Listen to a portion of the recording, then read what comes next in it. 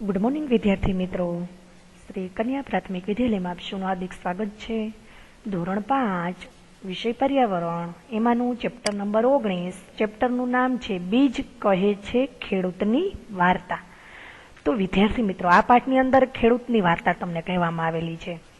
તો એના વિશે આપણે આ પાઠની અંદર અભ્યાસ કરવાનો છે. તો એને લગતા થોડાક આપણે મુદ્દાઓને યાદ કરી લઈએ કે બીજમાંથી અંકુર ફૂટી અને શું બનતું હોય છે, તો કે છોડ બને છે. વનસ્પતિને 3 પ્રકારમાં વહેંચી શકાય છે, એક છોડ, ક્ષુપ અને વૃક્ષ. તો એના વિશે આપણે પાઠની અંદર અભ્યાસ કરવાનો છે. સામાન્ય રીતે વનસ્પતિના ફળમાં બીજ હોય છે. બીજ વાવવાથી એક નવો છોડ ઉત્પન્ન થાય છે.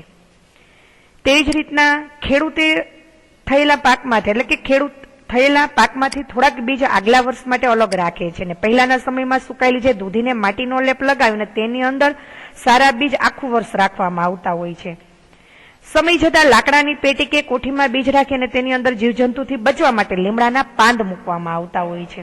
તો શા માટે મૂકવામાં આવતા હોય છે, તો એના વિશે આપણે પાઠની અંદર અભ્યાસ કરવાનો છે. ત્યારબાદ ખેડૂતો ઋતુ પ્રમાણે જુદા જુદા પ્રકારના અનાજ અને શાકભાજી ઉગાડે છે.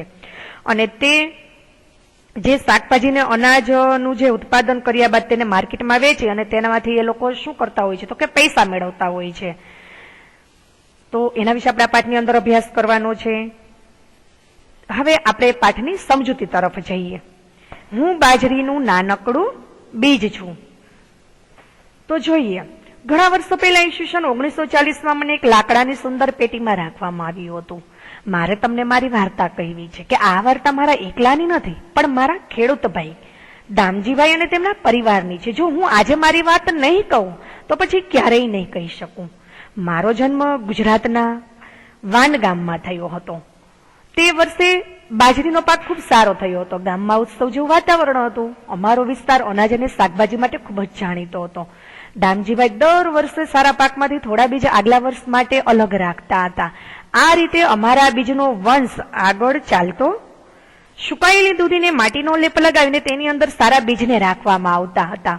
પરંતુ આ વર્ષે દામજીભાઈ અમારા બીજને રાખવા માટે નાના નાના ખાનાવાળી, તો કે નાના નાના ખાનાવાળી જે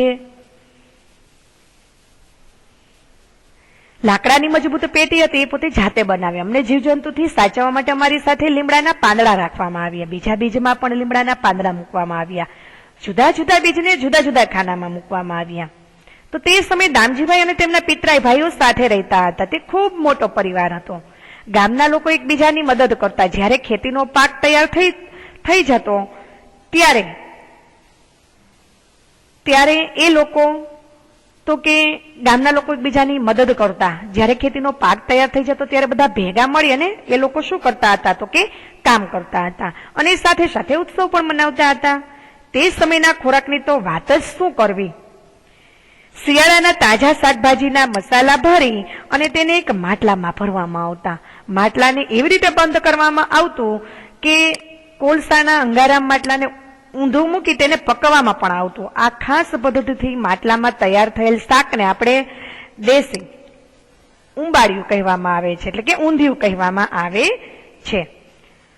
ઊંધિયાની સાથે માટીના ચૂલા ઉપર બનાવેલા બાજરીના રોટલા ખાવામાં આવે છે. કેવો અદ્ભુત સ્વાદ. તો તેની સાથે ઘરમાં બનાવેલા માખણ, ઘી અને છાશ પણ હોય છે. તો ખેડૂતો ઋતુ પ્રમાણે જુદા જુદા પ્રકારના અનાજ અને શાકભાજી પણ ઉગાડતા હતા. ખેડૂતો પોતાની જરૂરિયાત પ્રમાણે અનાજ, શાકભાજી ઘરમાં રાખે અને જે બાકીના જે શાકભાજી હોય એ શહેરમાં વેપારીને પોતે વેચી દેતા હતા.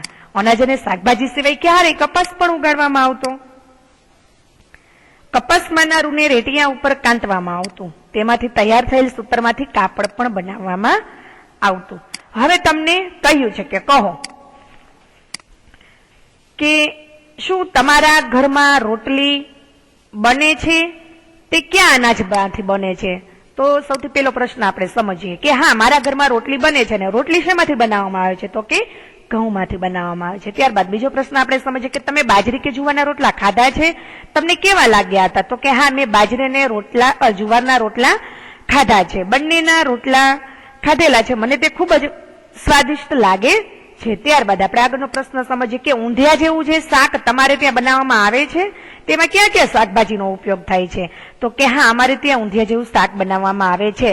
અને અત્યારે વિદ્યાર્થી મિત્રો હાલ કઈ ઋતુ ચાલી રહી છે? તો કે શિયાળો। તો કે શિયાળામાં આપણે ઊંધિયું વધારે બનાવતા હોઈએ છીએ। મોટે ભાગે શિયાળામાં ઉત્તરાયણના દિવસે આ જે ઊંધિયું શાક જે છે એ શિયાળામાં ઉત્તરાયણના દિવસે મોસ્ટ ઓફ વધારે બનાવવામાં આવતું હોય છે। તેમાં બટાટા, રીંગણ, ટામેટા, ગાજર, રવૈયા, લીલા ધાણા, આદુ, શક્કરિયા, રતાળુ, સુરતી પાપડી વગેરે શાકભાજીનો એ ઊંધિયા શાકની અંદર વપરાશ થતો હોય છે।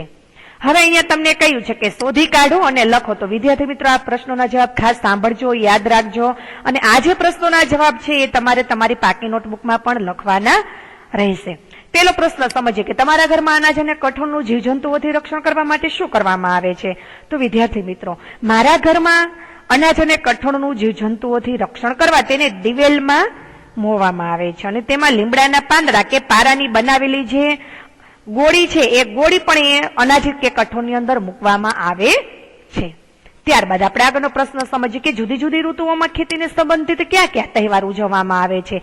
તેમાંથી કોઈ પણ એક તહેવાર વિશે આપણે જાણકારી ભેગી કરીને લખવાનું કહ્યું છે। તો વિદ્યાર્થી મિત્રો, જેમ કે આપણે જોઈએ કે તહેવારનું નામ, તો તે કઈ ઋતુમાં ઉજવવામાં આવે છે, તે કયા કયા રાજ્યોમાં ઉજવાય છે અને કઈ ખાસ પ્રકારની વાનગીઓ બનાવાય છે, તે તહેવારને કેવી રીતે ઉજવવામાં આવે છે, બધા સાથે મળીને કે પોતપોતાના ઘરમાં? તો ભારતમાં ખેતી કે પાક સાથે જોડાયેલા ઘણા તહેવારો મનાવવામાં આવે છે। દાખલા તરીકે અષાઢી બીજ છે, હોળી, વૈશાખી, ઉણમ, દિવાળી વગેરે। હવે આપણે અષાઢી બીજ વિશે આપણે જોઈએ તો કે તહેવારનું નામ તો કે અષાઢી બીજ છે અને કઈ ઋતુમાં ઉજવવામાં આવે છે? તો કે ચોમાસાની ઋતુમાં। અને કયા કયા રાજ્યોમાં ઉજવાય છે? તો કે ગુજરાત રાજ્યમાં। કઈ ખાસ પ્રકારની વાનગી બનાવાય છે? તો કે હા, કંસાર બનાવાય છે। તહેવાર કેવી રીતના ઉજવવામાં આવે છે? તો કે ખેડૂતો નવા વર્ષમાં ખેતીની શરૂઆત કરે છે। બળદોના જે બળદો હોય એના શિંગડાને રંગવામાં આવે છે। બળદોને શણગારી ખેતરમાં લઈ જઈને એની ખેતી માટે ચાસ પાડી અને પાક વાવવાની શરૂઆત થાય છે। સારા વરસાદ માટે આપણે ભગવાનને પ્રાર્થના પણ કરાય છે અને ત્યારબાદ બધા સાથે મળી કે પોતપોતાના ઘરમાં તહેવાર, દરેક ખેડૂત પોતાના ખેતરમાં ઘરના સભ્યોની સાથે એ તહેવાર ઉજવવામાં આવતો હોય છે। હવે ત્યારબાદ આપણે જોઈએ આગળનો પ્રશ્ન કે તમારા પરિવારમાં વડીલો સાથે વાત કરો અને જો પહેલા કોઈ ખાસ પ્રકારની વાનગી બનાવવાતી હોય જે અત્યારે બિલકુલ બનાવાતી નથી તેના વિશે જાણો। તો વડીલો સાથે આ બાબતે પૂછતા તેઓએ કહ્યું કે ઋતુ અનુસાર કેટલીક વાનગીઓ બનાવાતી હોય છે પરંતુ તે આજે જોવા નથી મળતી। કારણ કે જોઈએ જેવી કે ઘઉંના પોકમાંથી બનતી ઘૂઘરી। હવે જે ઘૂઘરી છે એ સ્વાદે આપણને ખૂબ જ મીઠી અને વઘારીને એમ બે રીતે આપણે બનાવવામાં આવતી હોય છે। તેવી જ રીતના ઘઉંના ભેડામાંથી છાશ વડે બનાવાતું ભેડકું, કેરોંડાની એક પ્રકારનો નાના કાંટાનો છોડ, કૂંપળોનું શાક, ત્યારબાદ તલ અને વાટેલા ચોખાના લાડુ અને ત્યારબાદ ડોળીનું શાક કે જ્યારે આપણે અત્યારે ક્યારેય જોયું પણ ના હોય એવું। હવે ત્યારબાદ આપણે આગળનો પ્રશ્ન સમજીએ કે તમારા વિસ્તારમાં ઉગાડવામાં આવતા અનાજ, કઠોળ કે શાકભાજીની યાદી તૈયાર કરો। આમાંથી કોઈ એક એવી વસ્તુ ઉગાડવામાં આવે છે કે જે આજુબાજુના વિસ્તારમાં ખૂબ જ જાણીતી હોય। તો જોઈએ તો કે ઘણા પ્રકારના અનાજ, કઠોળ અને શાકભાજી મારા વિસ્તારમાં ઉગાડવામાં આવે છે। જેમ કે અનાજ, કઠોળ, શાકભાજી અને ખૂબ જાણીતી વસ્તુ તો આપણે જોઈએ તો કે અનાજમાં આપણે ઘઉં, બાજરી, જુવાર, મકાઈ વગેરે આપણે અનાજ, અલગ અલગ અનાજ, કઠોળ વાવતા હોઈએ છીએ। હવે કઠોળમાં તો કે મગ, તુવેર, ચણા, ચોળા, મઠ, વટાણા, વાલ એ વિવિધ પ્રકારના કઠોળ પણ આપણે વાવતા હોઈએ છીએ। તેવી જ રીતના શાકભાજી આપણે જોઈએ તો કે શાકભાજીમાં બટાટા, રીંગણ, દૂધી, કોબીજ, ફ્લાવર, ટમેટા, ભીંડા, કારેલા વગેરે વિવિધ પ્રકારના શાકભાજી પણ આપણે વાવતા હોઈએ છીએ। ખૂબ જ જાણીતી વસ્તુ કે કેસર કેરી, ત્યારબાદ સ્ટ્રોબેરી અને હાફૂસ કેરી।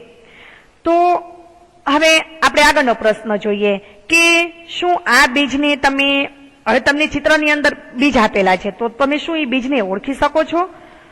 તો આપણે જોઈએ તો કે હા, એ બીજને આપણે ઓળખી શકીએ છીએ। હવે જે પેલું જે બીજ છે એ શેનું છે? તો કે મકાઈ। ત્યારબાદ બીજું જે ચિત્ર આપણને જોવા મળે છે તે છે રાઈ અને ત્રીજું જે ચિત્ર જોવા આપણને મળે છે તે છે ઘઉં અને ચોથું જે ચિત્ર જે છે એ આપણને બાજરી એટલે કે બાજરો જોવા મળે છે। હવે ત્યારબાદ આપણે આગળ સમજીએ કે સમય બદલાયો। હવે વર્ષો ગયા, ગામના ઘણા બદલાવ આવતા ગયા। અમુક જગ્યાએ નહેર દ્વારા પાણી આવી ગયું, ખૂબ દૂર નદી ઉપર બંધ બાંધી દે તે પાણી નહેર દ્વારા દૂર દૂર સુધી પહોંચાડવામાં પણ આવતું અને પછી વીજળી પણ આવી. હવે સ્વિચ પાડો એટલે અંજવાળું જ અંજવાળું. હવે ખેડૂતો ઘઉં અને કપાસ જેવા પાક લેવા લાગ્યા, કારણ કે બજારમાં તેનો ભાવ સારો મળતો હતો. એટલે બીજા પાક બાજરી, જુવાર અને શાકભાજી વાવવાનું બંધ કરી દીધું. હવે તો ખેડૂતો બીજ પણ બજારમાંથી ખરીદીને લાવે છે. લોકો કહે છે કે આ નવું બીજ છે, ઉત્પાદન સારું થાય છે, એટલે જૂના બીજ રાખવાની કોઈ જરૂર નથી. તો હવે ગામના લોકો સાથે મળી અને રાંધીને કોઈ ખાસ દિવસો પર જ સાથે જમતા હતા. જ્યારે તેઓ સાથે જમતા તો તેઓ જૂના દિવસોને પણ યાદ કરતા કે તે સમયે ખેતરના તાજા શાકભાજી અને અનાજમાંથી બનતો ખોરાક કેવો સ્વાદિષ્ટ હતો. જ્યારે બીજ જ બદલાઈ ગયા તો ખોરાકનો સ્વાદ કેવી રીતે આપને રહે? તો દામજીભાઈ હવે વૃદ્ધ થઈ ગયા છે. તેમનો પુત્ર હસમુખ ખેતર અને પરિવારનું ધ્યાન રાખે છે. હસમુખ ખેતી દ્વારા ખૂબ જ પૈસા કમાય છે. એ હસમુખ જે છે એ પોતે ખેતી કરી અને એમાંથી એ પોતાનું ગુજરાન ચલાવી શકે છે. એટલે તેને જૂનું ઘર ફરી નવું બનાવડાવ્યું. તેણે ખેતી માટે નવા શું ખરીદ્યા હતા વિદ્યાર્થી મિત્રો? તો કે યંત્રો ખરીદ્યા. અને કૂવામાંથી પાણી કાઢવા માટે એ લોકોએ શું લગાવ્યો હતો? તો કે મોટર પંપ. શહેરમાં જવા આવવા માટે મોટરસાયકલ ખરીદી. ખેતર ખેડવા માટે એને ટ્રેક્ટર પણ વસાવ્યું. બળદોને જે કામ કરતા અને ઘણા દિવસ લાગતા હતા. જ્યારે પહેલાના સમયમાં જ્યારે બળદોથી કામ કરવામાં આવતું ત્યારે ખૂબ જ ઘણો સમય લાગતો, એટલે કે ઘણા બધા દિવસો લાગતા હતા. હવે તે કામ ટ્રેક્ટર એક જ દિવસમાં કરી શકે છે. તો હસમુખ કહે છે કે અમે ખેતી સમજી વિચારીને કરીએ છીએ. અમે ખેતરમાં એ જ ઉગાડીએ છીએ જેના ભાવ બજારમાં અમને સારા મળી શકે. તો ખેતીમાં થતા નફાથી અમારું જીવન ધોરણ પણ સુધરે છે. અમે ધીમે ધીમે પ્રગતિ તરફ આગળ વધીએ છીએ. વિદ્યાર્થી મિત્રો, તમે ચિત્રોની અંદર જોઈ શકો છો જે ટ્રેક્ટર દ્વારા આપણે સારી રીતે ખેતી પણ કરી શકીએ છીએ. તો લાકડાની પેટીમાં ભૂલાઈએ પડેલા મને અને બીજા બીજને શંકા હતી. શું આ પ્રગતિ છે? અમે તો વિચારતા જ રહી ગયા કે આ કેવી પ્રગતિ? અમને અને બળદોને સાવ નકામા જ કરી દીધા. હવે ખેતરમાં ટ્રેક્ટર આવી ગયું છે એટલે અમારી કોઈ જરૂર નથી. સાથે ખેતરમાં કામ કરતા લોકો પણ કેવા થઈ ગયા? હવે તો કે બેરોજગાર થઈ ગયા. તેઓ કયું કામ કરીને પૈસા કમાશે? તેઓ શેના ઉપર જીવશે? તો વિદ્યાર્થી મિત્રો, આના ઉપરથી આપણે થોડાક પ્રશ્નોની ચર્ચા કરીએ છીએ. નીચે આપેલા છે તો આપણે જોઈએ. તો તમને કહ્યું છે કે બાજરીના બીજે દામજીભાઈ અને હસમુખની ખેતી કરવાની પદ્ધતિમાં તફાવત જોયો, જેમ કે સિંચાઈ, ખેતર ખેડવું વગેરે. આ તફાવત ક્યાં હતા? તો જોઈએ. હવે દામજીભાઈની ખેતી કરવાની પદ્ધતિ અને હસમુખભાઈની ખેતી કરવાની પદ્ધતિ, એ બંનેમાં આપણે શું તફાવત જોવા મળે છે? તો જોઈએ. તો કે દામજીભાઈ છે એ પરંપરાગત પદ્ધતિથી પોતે ખેતી કરતા હતા, જ્યારે હસમુખભાઈ છે એ આધુનિક પદ્ધતિથી ખેતી કરે છે. હવે દામજીભાઈ છે તેઓ ખેતરની ખેડે હળ અને બળદની મદદથી કરતા, જ્યારે હસમુખભાઈ છે એ ટ્રેક્ટરની મદદથી પોતે ખેતી કરતા હતા. એટલે કે પહેલા જ્યારે દામજીભાઈ છે એ ઘણા બધા માણસોને રાખીને, એટલે કે માણસો દ્વારા કામ કરાવતા અને ઘણા બધા દિવસો લાગતા હતા, જ્યારે હસમુખભાઈ છે એ પોતે ટ્રેક્ટરની પદ્ધતિ પોતે ખેતી કરી અને એક જ દિવસમાં પોતે ખેતીનું બધું કામ પતાવી દેતા હતા. તેઓ સાચવીને રાખેલા બીજ ખેતરમાં વાવતા હતા. આથી પાક ઉત્પાદન જે છે એ પ્રમાણમાં ઓછું થતું હતું. જ્યારે હસમુખભાઈ જે છે એ બજારમાંથી હાઇબ્રિડ બીજ ખરીદીને ખેતરમાં વાવે છે. આથી પાક ઉત્પાદન જે છે એ થોડુંક પ્રમાણમાં કેવું, એટલે કે વધુ થતું જોવા મળે છે. જ્યારે દામજીભાઈ તો કે કુદરતી ખાતરનો ઉપયોગ કરતા હતા, જ્યારે હસમુખભાઈ તો કે મોંઘા કૃત્રિમ ખાતરનો ઉપયોગ કરે છે. હવે દામજીભાઈ ઋતુ અનુસાર અનાજ અને શાકભાજી વાવતા હતા, જ્યારે હસમુખભાઈ કે જેના ભાવ બજારમાં સારા મળતા હોય તેને જ પોતે ખેતરમાં ઉગાડે છે, જેમ કે ઘઉં છે, કપાસ છે વગેરે. હવે દામજીભાઈ જે છે એની ખેતી કરવાની પદ્ધતિ તો કે સિંચાઈ માટે કૂવામાંથી પાણી કોષ દ્વારા ખેંચી અને પોતે ખેંચી મેળવતા હતા. હવે હસમુખભાઈ તો કે તે સિંચાઈ માટે કૂવામાંથી પાણી જે છે એ શેના દ્વારા પોતે પાણી બહાર લાવતા? તો કે મોટર પંપ દ્વારા પોતે પાણીને ખેંચે છે, અથવા તો પોતે નહેર દ્વારા પાણી મેળવે છે. એટલે કે દામજીભાઈ અને હસમુખભાઈની ખેતી કરવાની પદ્ધતિમાં આપણને આટલો તફાવત રહેલો જોવા મળે છે. ત્યારબાદ આપણે આગળનો પ્રશ્ન સમજીએ કે હસમુખ કહી તો કે ખેતરમાંથી થયેલા નફાથી અમે પ્રગતિ કરી શકીએ છીએ. પ્રગતિથી તમે શું સમજીએ? તો આપણી કમાણીમાં વૃદ્ધિ થાય, આપણને ભૌતિક સુખ સગવડો પણ આપણને મળી શકે. એટલે કે આપણે પ્રાપ્ત કરી શકીએ અને આપણા જીવન ધોરણમાં ઉત્તરોત્તર સુધારો કરી શકીએ તો આપણે એને શું કહી શકીએ છીએ? તો કે આપણે તેને પ્રગતિ કહી શકીએ. તો હસમુખ ખેતી દ્વારા જ ખૂબ પૈસા કમાય છે. જૂનું ઘર નવું બનાવે છે, માટે ખેતી માટે પોતે નવા નવા યંત્રો એટલે કે ટ્રેક્ટર છે, મોટર પંપ છે, બધું પોતે ખરીદી લાવે છે અને ઓછી મહેનતે પોતે કેવી ખેતી કરી શકે છે? તો કે ઓછી મહેનતે પણ પોતે સારી અને સરળતાથી પોતે ખેતી કરી શકે છે. તેથી હસમુખે પ્રગતિ કરી એમ આપણે કહી શકીએ. હવે ત્યારબાદ તમને કહ્યું છે કે લખો. તો વિદ્યાર્થી મિત્રો આ પ્રશ્ન ખાસ યાદ રાખજો અને આ પ્રશ્નનો જે જવાબ જે છે તમારે તમારી પાકી નોટબુકમાં પણ લખવાનો રહેશે. તમે તમારા ગામ કે વિસ્તારની કેવા પ્રકારની પ્રગતિ જોવા ઈચ્છો છો? તો હું મારા ગામ કે વિસ્તારની પ્રગતિ નીચે મુજબ જોવા ઈચ્છું છું. જેમ કે આપણે જોઈએ તો કે મારા ગામ કે વિસ્તારમાં રસ્તા સારા અને કેવા હોવા જોઈએ? તો કે સ્વચ્છ હોવા જોઈએ. તેવી જ રીતના તેમાં આવેલા રહેઠાણો સુંદર, સ્વચ્છ અને સુવિધાવાળા હોવા જોઈએ. તેમાં શાળા, હોસ્પિટલ, લાઇબ્રેરી અને બગીચા પૂરતી સગવડવાળા હોય. પરિવહન માટે બસ અને ટ્રેનની સુવિધા હોય. 24 કલાક વીજળી અને પાણીની સગવડ પણ મળતી હોય. ગામના લોકો વચ્ચે સંપ હોય. દીર્ઘ દ્રષ્ટિવાળા ગામના આગેવાનો પણ હોય. હવે ત્યારબાદ આપણે આગળ સમજીએ કે વધુ અને વધુ ખર્ચાઓ. તો છેલ્લા 20 વર્ષમાં તો વધુ બદલાવ આપણને આવેલા જોવા મળે છે. અત્યારે આપણે જોઈએ જનરલ તો કે અત્યારે ખર્ચાઓ ખૂબ જ બધાના વધતા જાય છે. તો ગાયો અને બળદો વગર ખેતરમાં ખાતર માટે છાણ પણ હતું નહીં. હસમુખે મોંઘા ખાતર ખરીદવા પડતા હતા. નવા પ્રકારના બીજ એવા હતા કે પાકને જીવજંતુઓ સરળતાથી નુકસાન કરતા હતા. પાકને જીવજંતુઓથી બચાવવા માટે દવાઓનો શું કરવામાં આવતો હતો? તો કે છંટકાવ પણ કરવો પડતો હતો. હવે આપણે જોઈએ તો કે અરે તેની ગંધ કેવી ખરાબ છે. અને હસમુખના મોટા ભાગના પૈસા તો કે દવા, ખાતર અને બિયારણ પાછળ જ પોતે ખર્ચ થવા લાગતો હતો. નહેરના પાણી પણ ઓછા થવા લાગ્યા. બધા ખેડૂતો જમીનમાં ઊંડે સુધી બોરવેલ કરી મોટર પંપથી પાણી પણ ખેંચવા લાગ્યા. ખર્ચાઓ ઉપર ખર્ચા એ રીતના વધતા ગયા અને ખર્ચને પહોંચી વળવા માટે તો એ લોકો શું કરતા હતા? તો કે બેંકમાંથી લોન પણ લેવામાં આવતી હતી. જે નફો થતો તે લોન ભરવામાં જતો રહેતો હતો. અને મોટા ભાગના જે ખેડૂતો છે એ શેની ખેતી કરતા હતા? તો કે કપાસની ખેતી કરતા હતા. એટલે કપાસના ભાવ પહેલા જેવા ઊંચા પણ ન હતા. જમીન પણ પહેલા જેવી ન હતી. એકનો એક જ પાક લેવાથી તથા રાસાયણિક ખાતરો અને જંતુનાશક દવાનો ઉપયોગથી જમીનને નુકસાન થયું હતું કે હવે ત્યાં કંઈ સારું ઉગી શકે તેમ ન હતું. ફક્ત ખેતી પર જ ગુજરાન ચલાવવું હવે ખૂબ જ મુશ્કેલી ભર્યું બન્યું હતું. તો હસમુખ હવે પહેલા જેવો નથી રહ્યો. તે સતત ચિંતામાં ને ગુસ્સામાં રહેતો. તેનો ભણેલો દીકરો જે છે એ પરેશ ખેતી કરવા માંગતો નથી અને બેંકની લોન પૂરી કરવા તે ટ્રકનો પોતે શું બની ગયો હતો? તો કે ડ્રાઈવર બની ગયો. તે ઘણી વખત મોડી રાત સુધી ઘરે પણ ન આવતો. ક્યારેક 3-4 દિવસ સુધી પણ પોતે બહાર રહેતો હતો. એક દિવસ તે ઘરમાં કંઈક શોધી રહ્યો હતો. તેણે તેની માતાને પૂછ્યું, બા, દાદાજીની લાકડાની પેટી જે હતી જેમાં બીજ રાખતા તે ક્યાં છે? તે ટ્રકના સાધનો મૂકવા માટે કામ લાગશે. હવે જે એના દાદા ને દાદી જે હતા એ લાકડાની પેટીમાં પોતે શું રાખતા હતા? તો કે બીજ જે હતા એ બીજ રાખતા હતા. અને આ જે હસમુખનો જે દીકરો જે પરેશ જે છે એ શું કરવા માંગતો હતો? તો કે જે પેટી હતી એ પેટીમાં પોતે ટ્રકના સાધનો મૂકવા માટે પેટીને એમ કહે છે કે એ પેટી સાધનો મૂકવા માટે કામ લાગશે. હવે તમને સમજાયું ને મેં શા માટે મારી વાર્તા કહી? તો જોઈએ. હવે તમને કહ્યું છે કે ચર્ચા કરો અને વિચારો. તો હસમુખના ખેતરનું થોડા વર્ષો પછી શું થઈ શકે છે? તો જોઈએ તો કે હસમુખના ખેતરોમાં રાસાયણિક ખાતરો અને જંતુનાશક દવાના ઉપયોગથી તથા એકનો એક પાક લેવાથી ઉપજ શક્તિ પણ ઘણી ઓછી થઈ છે.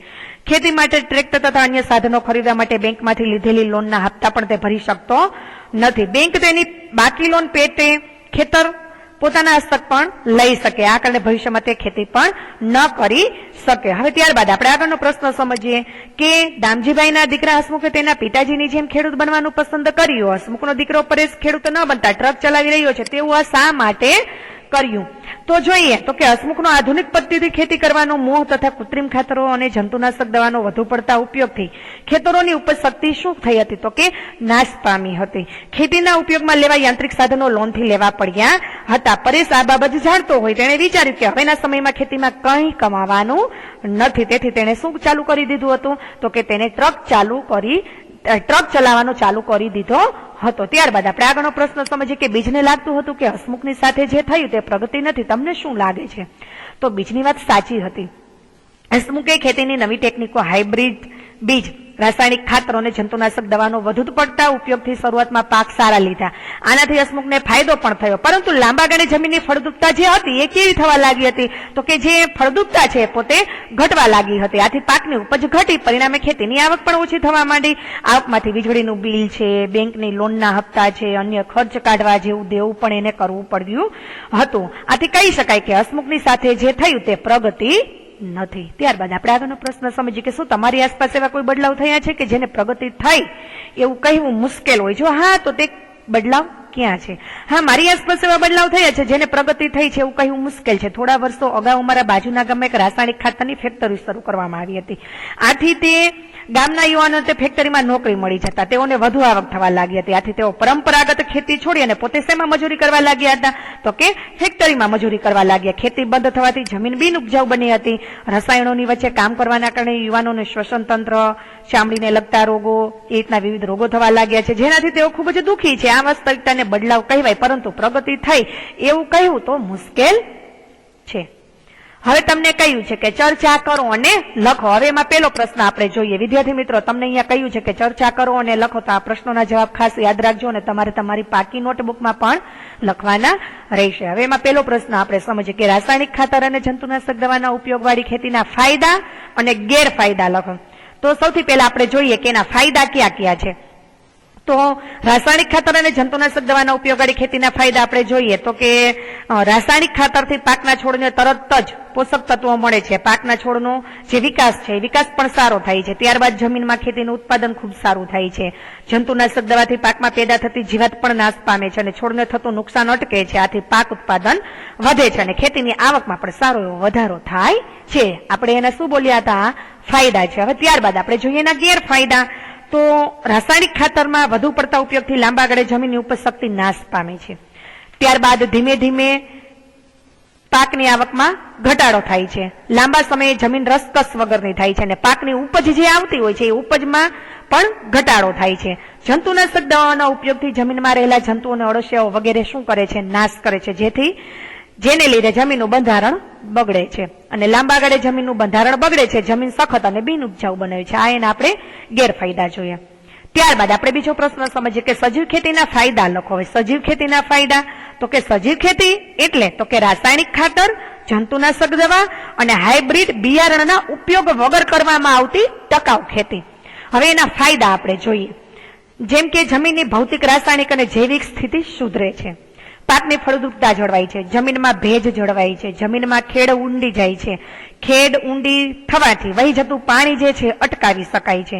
જમીનમાં રહેલા ખેતીના ઉપયોગી જીવજંતુને ખોરાક મળે છે. તેનાથી જમીનમાં તેની વસ્તી વધે છે અને જે જમીન જે છે એ પોચી પણ થાય છે. પાકને અનુકૂળ વાતાવરણ પૂરું પડાય છે. ક્ષારીય જમીનનું બંધારણ જળવાય છે. સાત્વિક અને સ્વાદિષ્ટ શાકભાજી અને ફળો સારા પ્રમાણમાં મેળવી શકાય છે અને પાકનું સારું ઉત્પાદન હોવાથી આપણને બજાર ભાવ જે છે એ પણ આપણને સારો મળે છે. ત્યારબાદ આપણે આગળનો પ્રશ્ન સમજીએ કે વર્તમાનપત્રમાં આવતા ખેતી અને ખેડૂતો વિશેના અહેવાલો ભેગા કરો, ચાર્ટ પેપર ઉપર ચોંટાડો, તેના વિશે ચર્ચા કરો. તો વિદ્યાર્થી મિત્રો, આ જે પ્રશ્ન છે એ વર્તમાનપત્રની અંદર ખેતીને લગતા કે ખેડૂતો વિશેના જે અહેવાલો હોય એ તમારે ભેગા કરી અને એમાંથી તમારે થોડીક ચાર્ટ પેપર બનાવવાનો છે અને એની માહિતી તમારે એકઠી કરવાની છે, જે રફ બુકમાં તમારે આ પ્રશ્નના જવાબ લખવાનો છે. હવે તમને કહ્યું છે કે પ્રોજેક્ટ. તો તમારા મનમાં ખેતીને લગતા કયા કયા પ્રશ્નો ઉદ્ભવે છે? જૂથમાં ભેગા મળી પ્રશ્નો બનાવો અને જુદા જુદા ખેડૂતોને મળીને જવાબ મેળવો. જેમ કે ખેડૂત વર્ષમાં કેટલી વખતે પાક લે છે, કયા કયા પાકની ખેતી કરે છે ને કયા ખાતર દવા વાપરે છે ને પાકને કઈ રીતે અને કેટલું પાણી આપે છે. તો જોઈએ, હવે તમને ત્યાં કહ્યું છે કે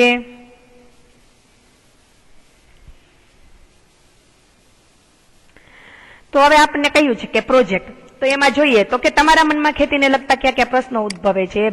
જૂથમાં ભેગા મળીને પ્રશ્નો બનાવો, જુદા જુદા ખેડૂતોને મળીને જવાબ મેળવો. જેમ કે ખેડૂત વર્ષમાં કેટલી વખત પાક લે છે તો તમે ખ્યાલ જ હશે. કયા કયા પાકની ખેતી કરે છે એ પણ તમને ખબર જ હશે. કયા ખાતર દવા વાપરે છે, પાકને કઈ રીતે અને કેટલું પાણી આપે છે.